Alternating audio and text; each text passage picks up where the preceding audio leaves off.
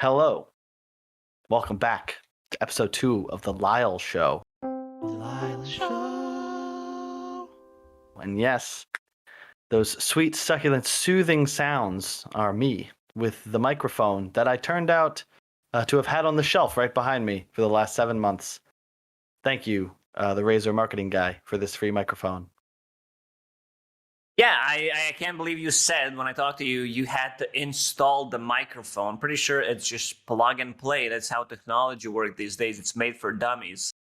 That is true. That is exactly what I did. Discord auto notifies you. Hello, you have a new device. Would you like to use it? Yes. And now we're here. Ta-da! How you doing, Lacoste? I'm doing good. You know, had a bit of a chill during the Christmas. Watched some movies, ate a lot of food, even though I'm still skinny, but feels good. Feels good to be home after, being away for almost a month in Sweden. Nice. Well, it sounded like you guys are having a lot of fun. I was very envious seeing some photos from the food adventures, but let's not get into that. We're gonna break down the show. We got a show, and we're gonna get right into my favorite region of all, North America. And I see. When you look at the standings, Lacoste, there's gonna be something that kind of pops off the page. Yeah, I see Arkosh Gaming wanted. That's not what we want to talk about. Just kidding. EG, they're 2-2. Like EG managed to lose against two teams that they should not lose to. They managed to lose to Black and Yellow, and they lost to Wildcard Gaming. And before we break down what may or may not be wrong with Evil Geniuses, we're actually going to hear from the respective captains of those two teams that took down EG, starting with my main man Jubei. They're fucking EG. Everyone on their team is a fucking millionaire and shit. They're losing to homeless people. It's definitely a big deal. You can try to minimize it all you want, but you're retarded. I don't know what to tell you. Quick addition from Sammyboy. We've been scrimming every day. Our scrims have been going really well. I mean, we were confident going in. We just make fun of Jerax, dude. This guy's an absolute fucking clown. I don't know. This guy is so old. Wow, there's a lot to unpack from that, Lacoste. So, who would you like? I mean, millionaires losing to homeless people, and Jerax. I don't even want to repeat it. I'll say the word clown. Clown, I always talk to Fogg, and he's like, yeah, you should not use the word clown. I don't know, someone in his family was a professional clown, and he gets offended by it. Yeah, but if we check the earnings of, you're calling a clown that is most loved member of the community, finally he's back, and everyone's so happy about it, and after a couple of games, he's not been playing for almost 2 years, you call him a clown. The guy made a living. He said, he can retire again in the next week if he wants to. Doesn't matter. Doesn't even actually matter. $6.5 million. Number 2 all time. No, number 2, that's just from total earnings from the tournaments. You don't know how much money he made from sponsors, whatever. But yeah, for me personally, Jerax was the best player of all time, pretty much. The way he played. So calling someone like that a clown, huge thumbs down. Can I just state, though, you said was greatest player of all time. Because, to be fair, and I do love Jerax, stand-up guy, great hair.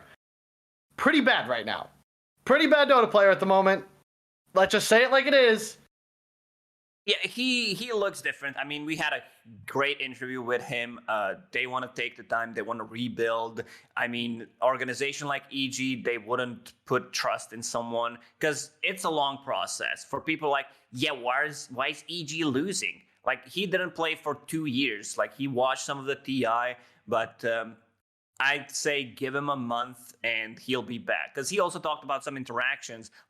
I don't even know what Snapfire does. I'm playing in the lane against some of these heroes. I have no clue what the heroes can do. So it's pretty hard, It's really hard to do it for him. But knowing how good he was, I'm really not worried in the next month.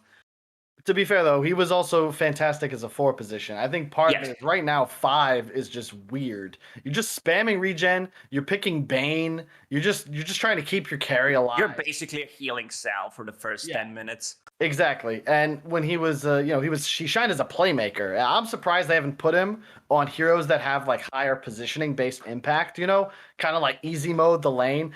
I'm a believer in Warlock, don't buy salves, buy mana potions, then heal Arteezy. I think that could be very successful. Don't know why we haven't seen the Elder Titan. A lot of Bane, a lot of Bulba Bane. It's Ogre. I mean, he played.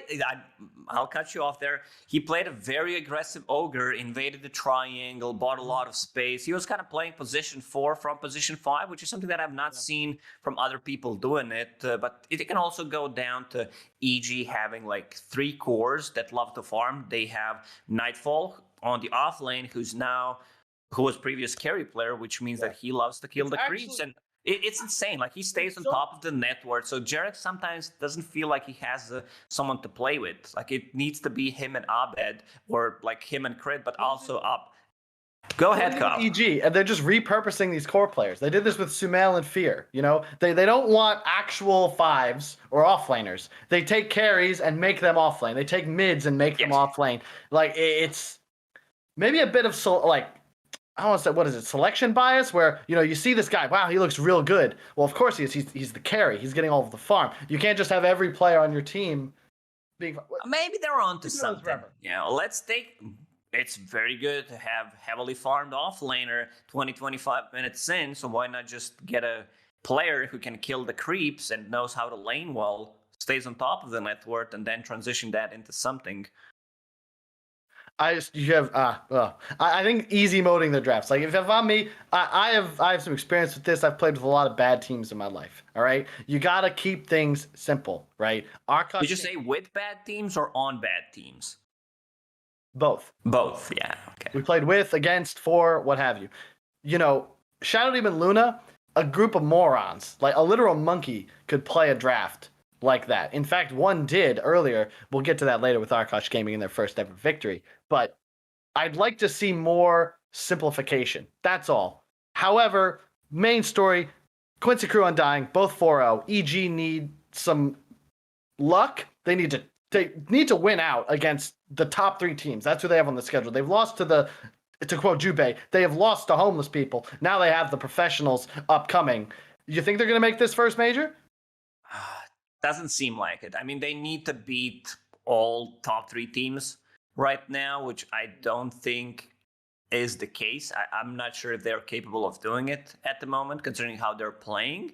But maybe they manage to get a lot of practice and they get better over this like 2 weeks that we had, and then they dominate. But I don't see it happen. Like, this is just I can see EG skipping the first major. That's all. However, it is also only giving like half points of the third major, so who really cares? End of the day. If you're going to miss one, this would be it. That's a lot of time spent on EG. We're going to get to the true powerhouse of North America now real quick with Arkosh Gaming taking their first ever victory in Division 1. Big W right there. How was it? Like, you, Black and Yellow, they beat EG, you beat Black and Yellow, which means you are the strongest teams in North America. Well, it means we beat EG. By the transitive property, we have beaten Evil Geniuses, which I am incredibly proud of. Haven't done that since the Epicenter qualifiers way back in the day with my boys in Cole. We actually have a clip as well, I believe, of some of the in-game comms from the moment of victory.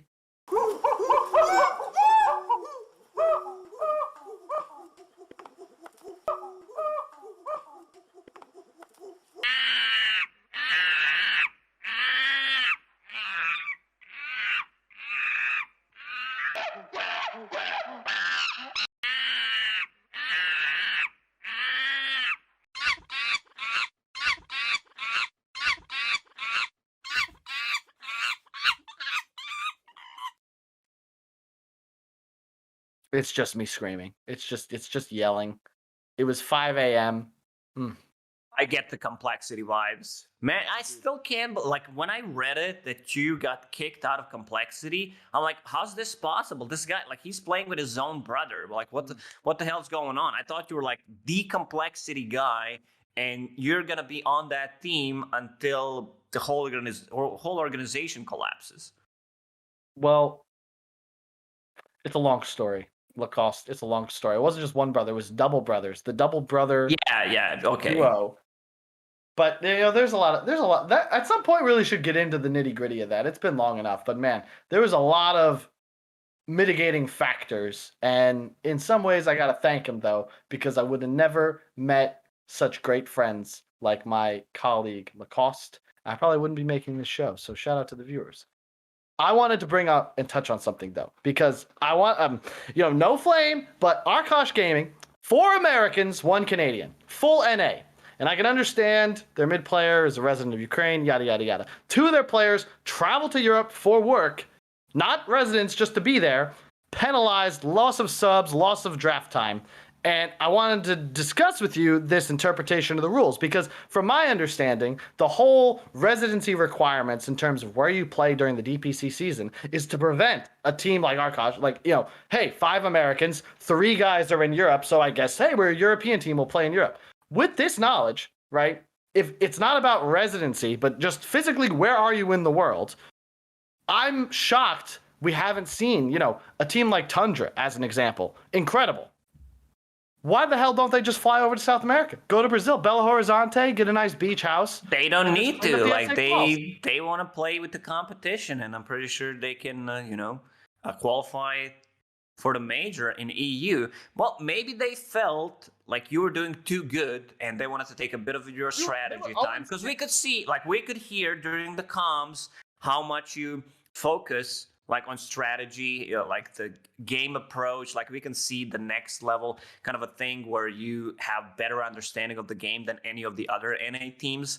So maybe they wanted to balance things out a bit. I'm just saying, man, you're right. Tundra probably will be just fine in Europe. Let's look lower down the standings. We can actually pull up the European standings. I'm looking at Alliance. They've got funding. Alliance, you're probably not going to make the major. At this rate, probably not going to make TI. I know it's 9 months, 10 months away, but I'll, you can put a cork in it. I mean, I wouldn't say that they're not going to make TI, because the players, maybe they need a bit more time together. They can also swap the players if things are not working out. This time around, we have 3 majors instead of 2 that we had on the previous season. So I think we're going to see a bit more of the roster changes, especially if things are not working out. I don't see Alliance going to the first major. Cool guys. It's a tough one. For the winners, our boys Liquid. All right, they're 5-0. Focus on quality the wins winners as well. A lot of quality wins. They took out Tundra, if I'm not mistaken. They've taken out Secret. They've taken out OG. The only teams they actually have left to play are Alliance and Nigma Galaxy, who are currently both 1-3. So they have a pretty good chance, I would say, of finishing a solid 7-0. Did you expect pretty much? Yeah, definitely did not. I thought they're going to be, in the middle of the pack, but seeing how they swapped the rosters, they brought in new players. They also have 4 Swedish players and 1 Finnish. So they maybe there's something there, everyone's from the same country, but definitely didn't expect this to happen. Liquid, they're looking hot, and also I believe they're also going to the wild card no matter what, if my math is correct. Don't quote me. Looking hot though, quite possibly the most attractive Dota team, not just for sure in the world. My God, Insania, Golden God, Zai, they have 3 coaches, for fuck's sake. They have 3 coaches. Blitz is a good-looking guy. What's their other coach called? Because I mix it up. Oh, Jabs. Yeah. Because there's a Dota player called Jabs. A terrible Mafia player, but he's pretty good at drafting. Yeah. They if they ever decide to quit, they can just be models. They can work for whatever fashion brand they like. I wonder if, because I always had the opinion when I was a player, misguided by the way, I was totally wrong, that I wanted to be hungry, so we would forgo salary in favor of team houses, and I was boot camp 24/7. Terrible idea. Liquid, I actually love the mentality. I think it helps to have a brand like this behind you. They got a chef, they got this awesome facility, everybody's got their own lives and apartments. It's very much like a working relationship. Yeah, if someone asked me, if I was, excuse yourself, just talk. If I was good enough at Dota, which I'm not, to play at the pro level anymore. And someone asked me, like, which organization do you want to play for? I think I would just say Team Liquid without even thinking, because everything looks so clean. Like, you look at their cameras, they have chefs, they have trainers, they have, like, all this information. Like, have Marvel the good sponsorship. You could literally be Spider-Man. My name is Jeff. Doesn't get better than that. Well, shout out. Maybe that is the magic. Who knows what makes like it so strong. We'll move on quickly. We really I swear to God, we always say we're gonna be faster with these topics, but I think it just takes so goddamn long. Too many words. Yeah, because that's what we do. We can bullshit quite a lot. It's weird. Because on the panel, you're basically just filling time. This is kind of the opposite, where we're not supposed to. Let's go, Kyle. Okay. Nigma Galaxy, all right. Schrödinger's Dota team. They're either dead or alive. You don't know what they are until you actually see them play the match. They somehow take out Secret. They got trounced by Team Tickles. They got 2-0'd by everybody. And then 2-0'd Secret all of a sudden after losing to them in Dota Pit. Where the hell did that come from? Everyone was surprised. I think they changed things a bit. Their drafts were a little bit wonky. They were stubborn, but then they started to play like meta things.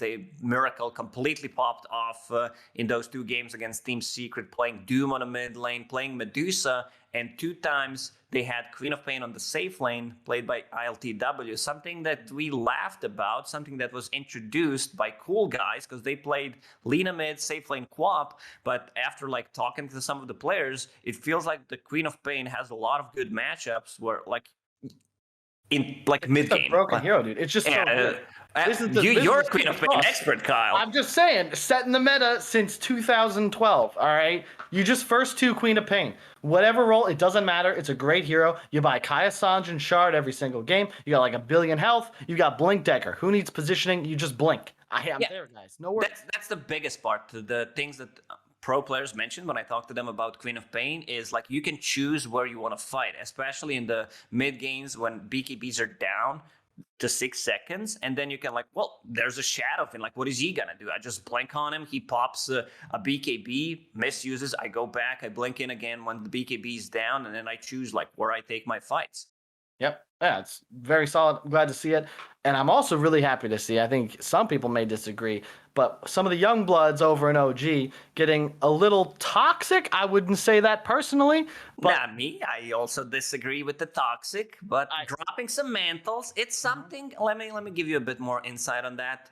Dropping mantles, it's something that Creepwave started. I believe we had an interview with who was it? It was Crystalis, yes, from Division 2, where it was the Creepwave thing. Like, they started doing it and dropping mantles, which basically means get smarter, you need more IQ once you win the game. And other people started to copy it, which I think is fine. But also, you know what I want to see? I want to see not just mantles. I want to see Staff of Wizardry, because that's a baller move. Maybe even a Mystic Staff. Full Hex also drop. Like, that means if there's a chance to come back, I just spent 6,000 gold or 1,000 gold for Mystic Staff, 2.6, 2.7 for, Mystic Staff. So I want to do that. Like, Mantle, they're not expensive. It's like, well, we'll just put some extra gold there just in case. I don't want to go all in, but definitely want to see that. I disagree with that being toxic. I think, I agree. It's a good fun. It's a good banter. Like, and you literally have like Steam, like Valve added on sprays, which is like loser. Yeah, loser. All chat like, oh, what are you doing? Are you like, and yet dropping mantles like, oh, we've gone too far, guys. This is too much. This is where we throw in the Night Stalker taunt. Like, look at this. Look, what? What is this? this? Like, when I first saw, I'm like, yeah, this is it. This is Rich W. Campbell on the Night Stalker. Do you Slaps like his what own you ass, see? does full flip. I'm a big fan of it. This is just giving me. We probably have to cut this. I don't know if this is appropriate, but man, you remember Green Room's Annie Major? Just always talking about his slapping his own ass. I really think there might have been a Valve. Yeah, cut.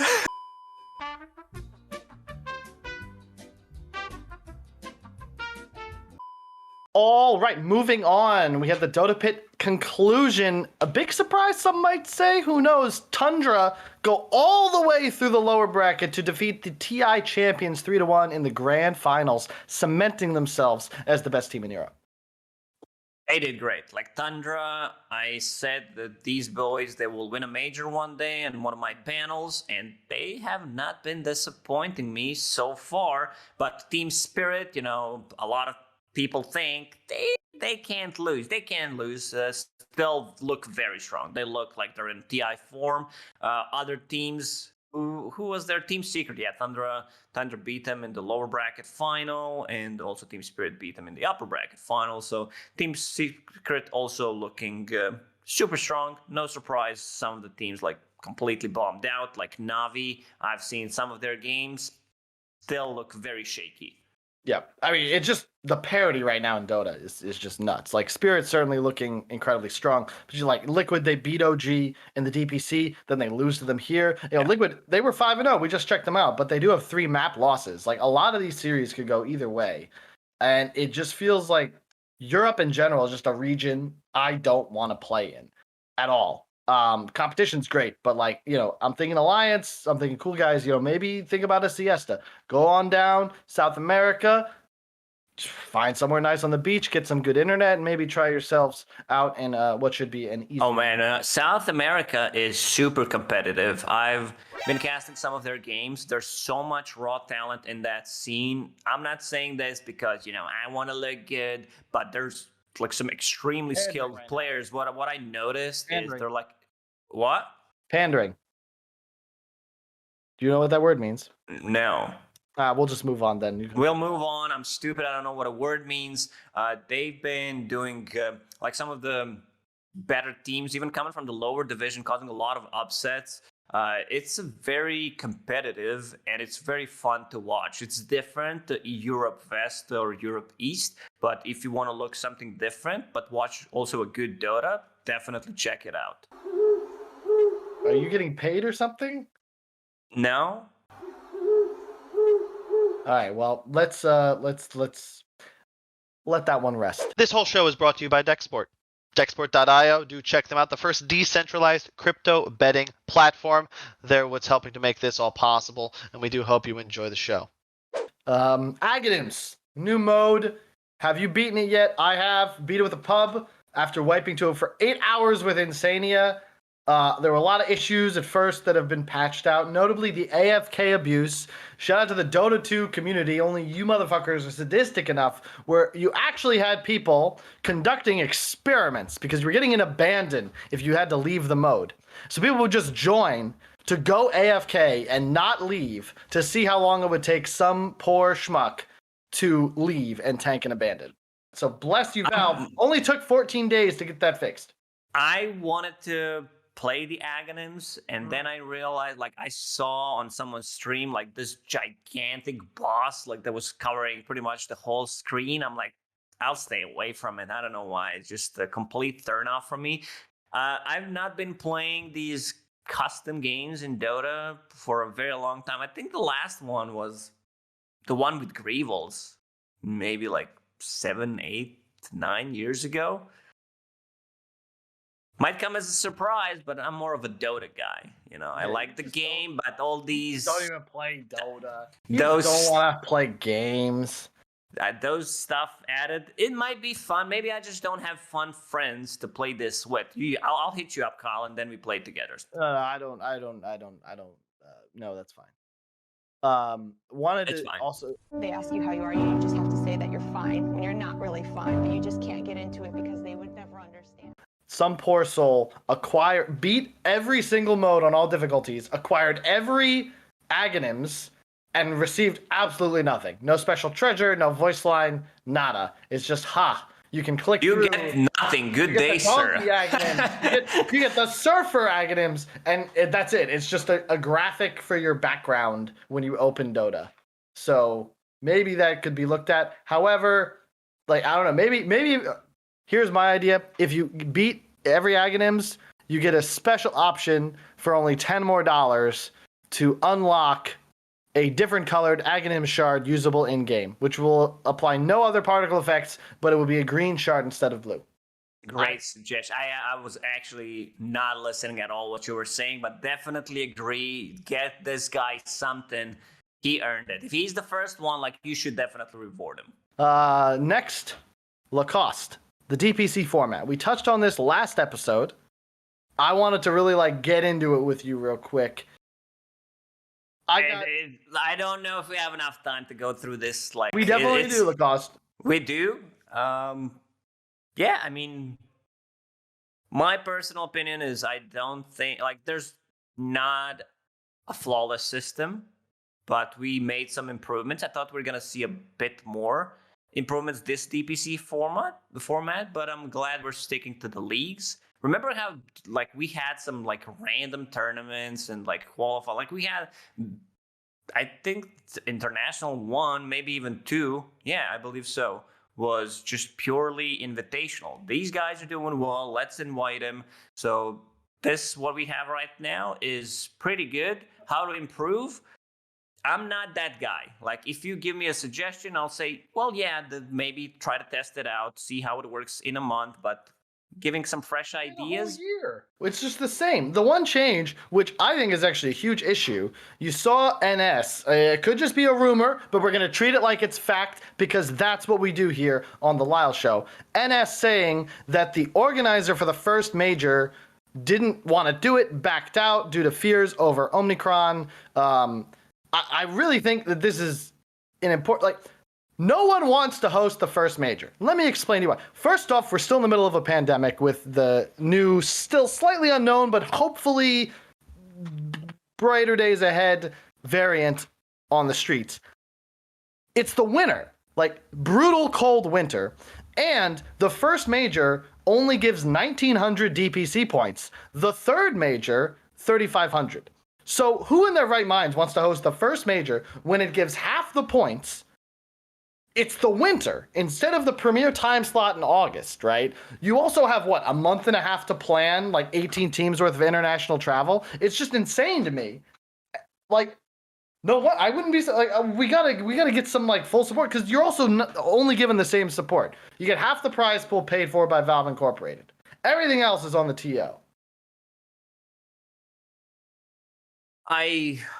It's a tough one. This might be a rumor. We might already have all 3 majors lined up. So, but NS, I gotta say, his rumors were most of the time confirmed. If you don't know who we're talking about, it's Yaroslav Kuznetsov, the Russian analyst / caster that's been in Dota since forever. He's one of the OG guys.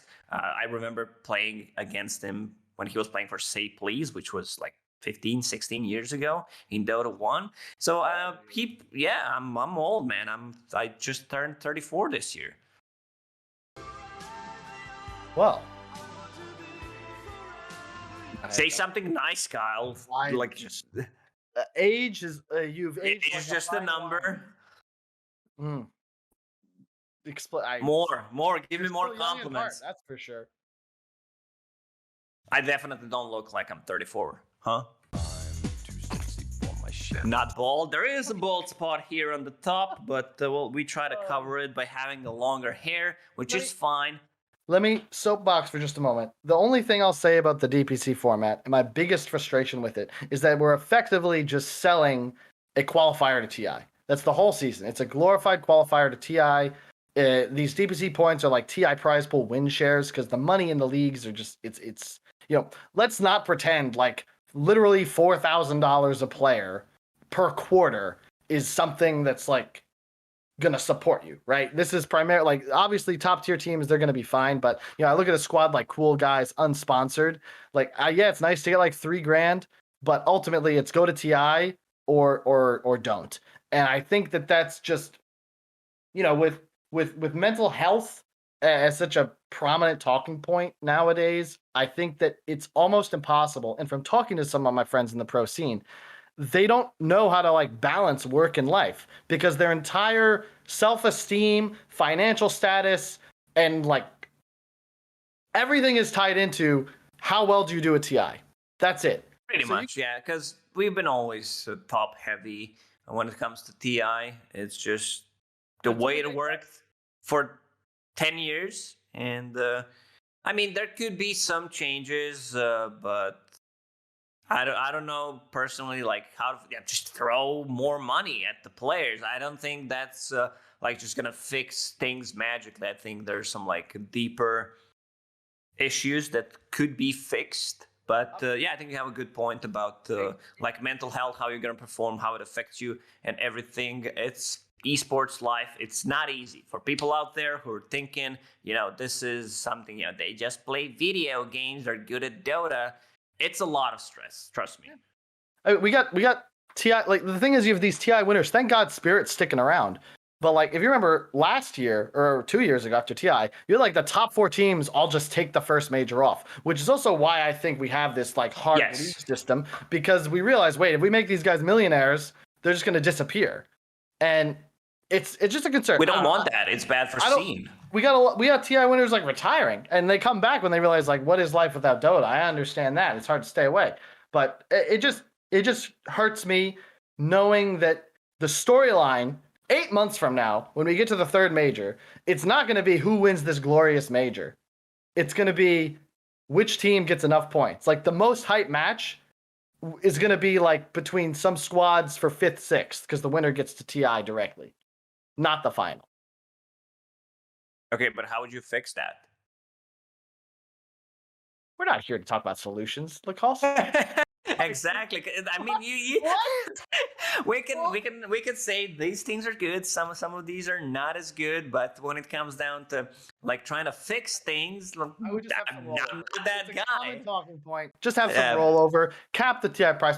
Like 40 million. Like how many more millions do we need? Just salt the majors a bit. I'd like it to be enough so that, you know, Tundra, like they win ESL, but they're like before TI, but they're depressed because they're not going to TI.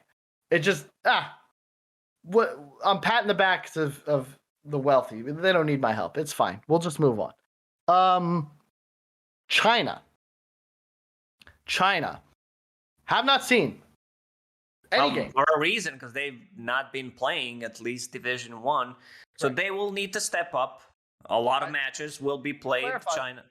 It's because a few the teams were all stuck in Bucharest. I believe there was one team still there that is getting back just before the new year, so they'll finally be able to start playing. But I would say like early favorites are probably LGD, 2nd place TI, same roster. But what happened to Jubei?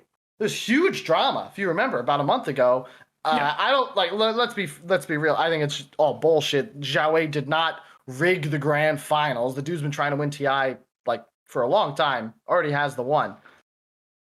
Pretty much. Like it's just speculation. It's very hard. Like you get certain things that are shown to you, and then like you don't see the whole picture. Some of the stuff is missing. I don't know. I personally don't think Jubei did it. Where he is right now, no clue. Maybe there's some investigation going on to be sure that it didn't happen, but we should not treat him as being guilty until like it's actually proven. But to go with the LGD, I'm really glad the boys are sticking together, because coming into the previous TI, I think everyone pretty much had them as favorites, considering how good they were. They ended up 2nd, and they decided to stick together, which means we're going to see them most likely at the TI once again.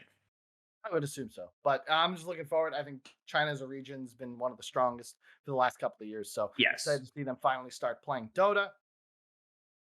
Moving on. Controller Dota 2. Will you be playing on a console or your Steam Deck anytime soon, Lacoste? If I get a Steam Deck, I will definitely try it. I might try to plug in controller, see how it is. We played with the controller at one of the BTS hubs, I don't know, 5-6 years ago. It was fun. Everyone was like trying to control with their voices, and one guy was controlling the things with the controller. It was fun. I think we were playing Juggernaut. I believe it was Hotbit who actually had the controller. It was hard. I think we lost, but I think we got 1 kill, which is fine if I remember correctly. You know what the ultimate BM would be? Instead of dropping the mantles, when we have player cameras on, they show you and you're playing with the controller. Like, I just got a kill. Like, you just killed the Samael, and then it's like, oh, I'm holding a controller. I like that. I like that a lot. That is next level, Lacoste. My God. I bet Hotbed tried to make you guys all play Smash right after. That was the whole point. It's just like a quick progression, like Dota, controller, hey, Smash Bros. What about Smash? I tried that game. It's not for me. I'm bad at fighting games. I'm that guy that just presses all the you're all keys at fine. one. I'm really bad at it. Oh man, this is close to my heart, but announced recently on Twitter, Heroes of Newark Rip in peace. will be shutting down forever. The wonderful game that gave me my first opportunity to travel internationally, my only opportunities to hoist the big check and stand on stage a champion. And of course, Dota community, you may not know, Han, you may have not played, but if you know me, Limp, Chessie, Z-Freak, Moon Meander, S4, Zai, Notel, PPD, Kazu, Hani, Sunsfan, Era, Dahak, Scandal, Fogged, or everyone's favorite streamer, Sing Sing, literally all from Han. Literally all abandoned ship way back when, came to this glorious paradise, and the game is gone. They will never see Deadwood again. How cool would it be if we add some Han heroes to Dota? Like, which one would you like? Deadwood, 100%. I would come back to play immediately if they added Deadwood. Deadwood was a good TV show. Agree. I don't know the hero Deadwood from Han. I don't know what that is. I only remember playing Pudge Devourer, I believe it was called, because you could hook people when the hook was coming back. That was pretty cool interaction. Yeah, I'm a big. It's you know, the days are long gone, but Han was special in a lot of ways because the community was just so small. Like, this was back when DreamHack was like the biggest LAN in the world. And you would literally play, like, much like I'm here. There'd be not even a rope behind you, and there would just be fans, like, you know, behind you, like 5 feet away, just watching you as you played the games. You don't really see LANs in like that kind of feel anymore. But yeah, just shout out to Han. Really, like, crazy times. We had 2 apartments one time back in South Florida. That was when I first met Kazu. We would play in one, and 2 guys would sleep there, and then we would eat in the other, and people would sleep there. The ones who mentioned DreamHack, I'm like, me and some boys from Serbia, we traveled to Sweden, and it was a bring your own computer tournament. So we had to bring our own computers to actually play there. And I had a friend in Sweden who actually gave a PC, so I didn't have to go with that. But everyone else, like, they had to bring their PCs, they had to bring laptops to play. And it was kind of pain in the ass, but it was worth it. Just being able to go there and experience it different times. But it was fun. Like, it was fun to go through all the pain sometimes with the traveling and everything. But because it's different. Like, where esports is right now, it's totally different story with, like, we talked about Team Liquid, like what they provide to the players, and then you had some 5 goons who actually just traveled with a train tickets. bus. Yeah, traveling with a bus to Sweden. I stayed in a hostel, like the bathrooms in the hallway. It's freezing cold, Jesus. And you won't be able to see it. Maybe we'll have to find a photo, but the smell of DreamHack Winter Day 3 is seared into my memory. You know exactly what I'm talking about. Yeah. Unwashed bodies, musk, Billy's Pizza, this walk. Like, everybody's eating prison food for like 3 days. Trash. Yeah, pretty much. God. I remember, like, there was one DreamHack that we're coming to, and we were boot camping in Serbia. And for some reason, like, the guy that was driving us with some minivan, there was like no flights from Serbia to where we were supposed to go. It was Jönköping. So we had to go to Hungary, and like, something was wrong with the van. Like, they did not allow us to go with that van over the border. So we had to walk over the Hungarian and Serbian border, and then someone else picked us up. It was different times. That also, shout out, Team Spirit had to do this for the Any Major. They actually had to physically walk across the border from Belarus to Ukraine to then get in the van and drive 6 hours to the hotel. And it's just wild that this team, favorite team, by the way, from staff. There are some teams in the Any Major staff were not fans of.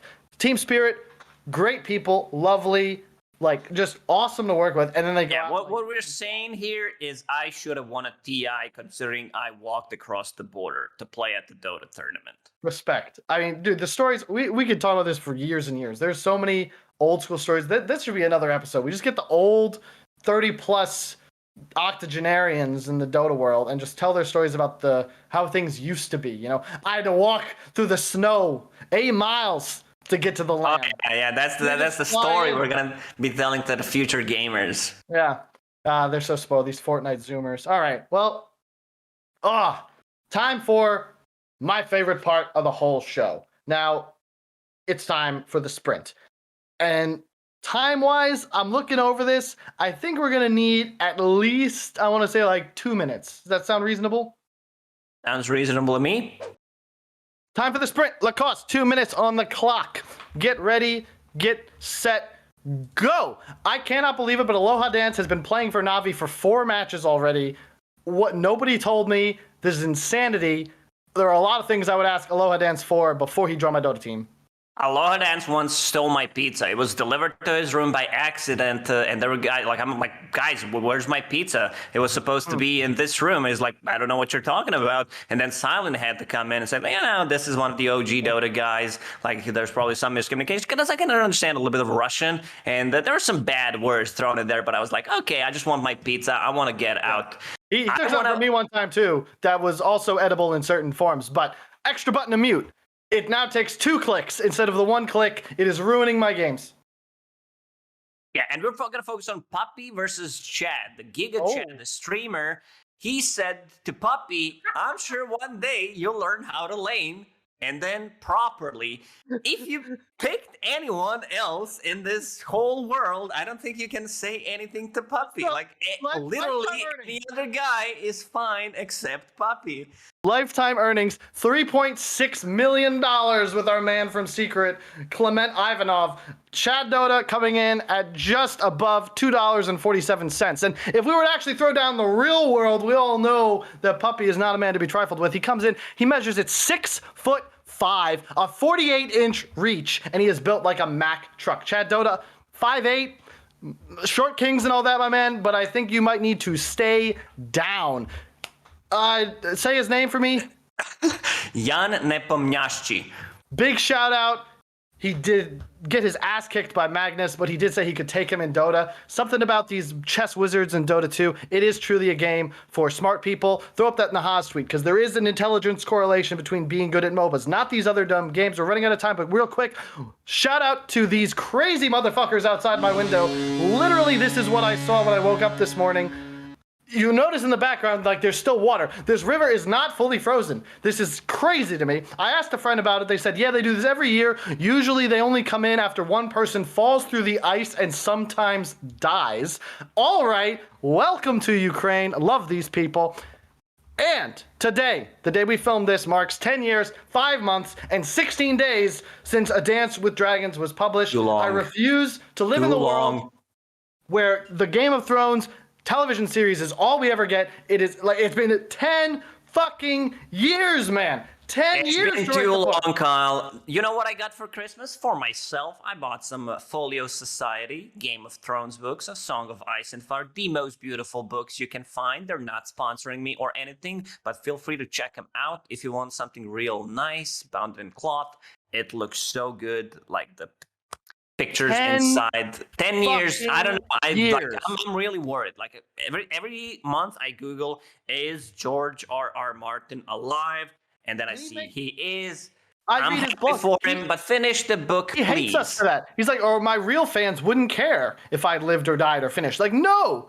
Like, as an artist, if you create, like, your life's work, this is what he'll be remembered for. This is his legacy. I'm sorry. You owe it.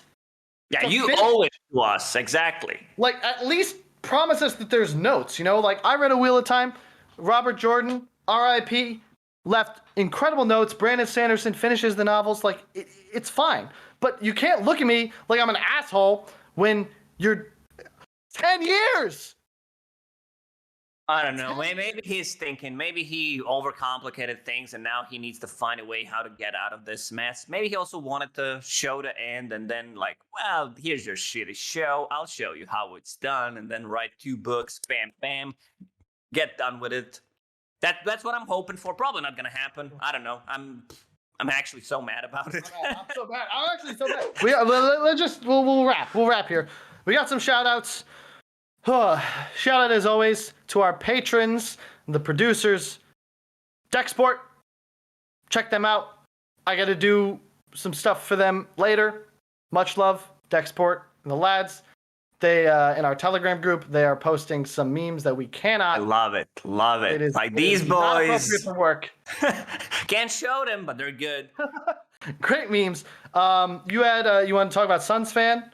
Yeah, Suns fan. He had a surgery. We wish you a speedy recovery, Suns fan. We really love you. The whole community loves you. Can't wait for you to get back and listen to your beautiful voice. Yeah, and I'm looking forward to the new podcast with Cinderin. Slacks dreamed it up. I think it's called Stop Talking Now, Please, or We Never Say Things. Either one works. Think it's going to be great. And of course, end the note. Not sure when we'll publish this, but it'll likely be the new year. So happy new year. Hope you guys have a great one. Hope you guys enjoy the show. Do feel free to leave comments or feedback in the comments below, or just DM Lacoste on Twitter. Got some big life changes. You will not see this background again. More details coming soon. Thanks as always, Lacoste. Oh, shout out to Fix, our editor and our magic man. This would be absolutely terrible without him. Lacoste, you want to take us away? Yeah, that's all. You said it nicely. Enjoy the holidays. Don't eat too much food and get some rest. Play some Dota. Enjoy the holidays with your loved ones. Be sure to hug them, kiss them whenever it's needed for them to feel better because life's short. And see you guys soon. Beautiful, beautiful. See you, everyone.